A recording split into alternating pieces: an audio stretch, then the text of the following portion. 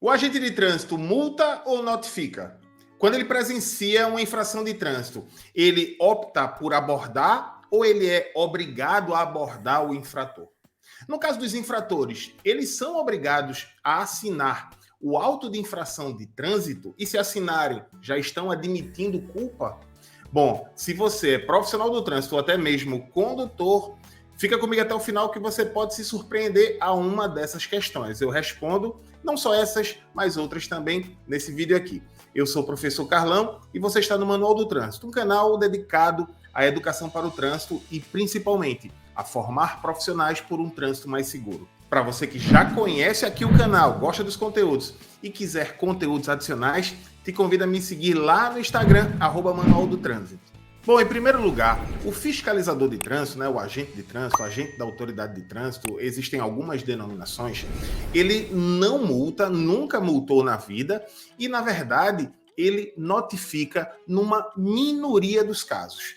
O que, tecnicamente, o agente de trânsito faz é autuar. E o que é autuar? É a constatação da infração de trânsito e ele passa ali a consignar o que ele viu no auto de infração de trânsito, que pode ser de forma preenchida manuscritamente ou por meio de um auto de infração eletrônico. É interessante porque muitos profissionais, agentes de trânsito, muitas vezes se referem que está notificando uma pessoa, que vai notificar se o condutor não sair de um determinado local, mas a notificação, de fato, é a ciência que aquela pessoa está sendo autuada. Ou seja, é a pessoa confirmando que está ciente. E essa cientificação, ela normalmente acontece quando o órgão de trânsito vai mandar ali a notificação da autuação para a casa das pessoas.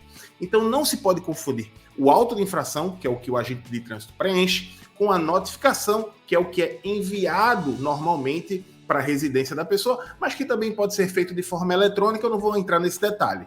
O que acontece é que a notificação é quando esta pessoa está ciente, ou seja, aquela que é responsável pela infração. Então, o que é que acontece? O agente de trânsito, ele só notifica quando algumas questões acontecem. Primeiro, ele precisa abordar o veículo, e daqui a pouco eu vou falar sobre a abordagem, se ela é obrigatória ou não.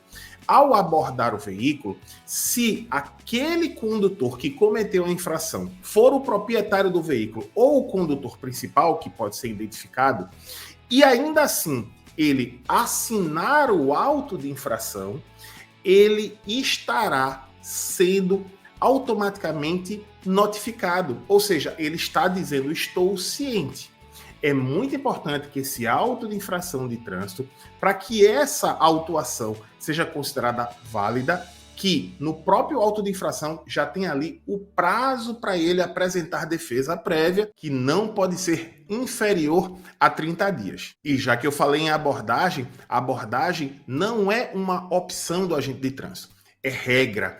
Não pode ser tratada como uma exceção. O Código de Trânsito diz que quando não for possível a autuação em flagrante, é que ele vai fazer a autuação com o veículo em movimento, de forma dinâmica, mas a abordagem é regra. Do ponto de vista técnico e legal, o agente de trânsito, se tiver condições de abordar, ele não pode deixar de abordar. Também é importante dizer que lavrar o auto de infração de trânsito, ou seja, colocar que alguém está cometendo infração, não pode ser realizada por solicitação de terceiros.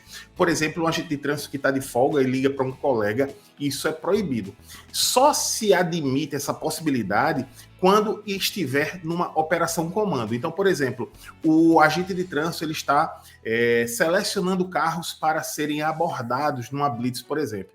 E este agente de trânsito que solicitou que aquele veículo encostasse, presenciou uma infração que, no decorrer do trajeto, até ele imobilizar o veículo totalmente, digamos que ele descaracterizou a infração. Então, por exemplo, ele estava sem cinto, ele colocou o cinto até que o próximo agente de trânsito tenha visto, ou ele estava manuseando o celular e guardou o celular. Nesses casos, aquele primeiro que fez a abordagem e viu, pode informar para esse segundo, e nesse caso aí vai ser sim possível possível essa lavratura do auto sem que aquele que lavrou tenha verificado o cometimento da infração. Bom, o preenchimento, quando de forma manual, deve ser preferencialmente com caneta esferográfica na cor preta ou azul, mas não é vedado pelo Manual Brasileiro de Fiscalização de Trânsito a utilização de outras cores. E esse auto de infração, quando manuscrito, não pode conter rasuras, emendas, algum tipo de adulteração, uso de corretivo, tudo isso é proibido. Uma outra coisa que é muito importante é que nenhum infrator é obrigado a assinar o auto de infração de trânsito. Mas não é obrigado, não porque se ele assinar, ele está admitindo que cometeu a infração. Ele pode optar por não assinar, porque ele vai precisar ser notificado posteriormente. Então, em tese, não assinar vai ter um prazo maior de recurso. Se ele assinar com as condições que eu falei anteriormente, sendo proprietário ou condutor principal, automaticamente assinando já vai começar a contar prazo. Por fim, e não menos importante, o agente de trânsito, mesmo que o infrator se recuse a assinar o auto de infração, ele tem direito, mesmo assim, mesmo não tendo assinado, a receber a sua via do auto de infração de trânsito. Portanto, o que eu falei aqui são regras gerais da abordagem e da autuação que agentes de trânsito devem seguir, né? Esse rito, esse protocolo, e é muito importante que usuários também conheçam os seus direitos e seus deveres. Espero que a informação tenha sido útil. Se gostou, não esqueça de deixar o like e de compartilhar para outras pessoas. Um grande abraço a todos, te encontro no próximo vídeo.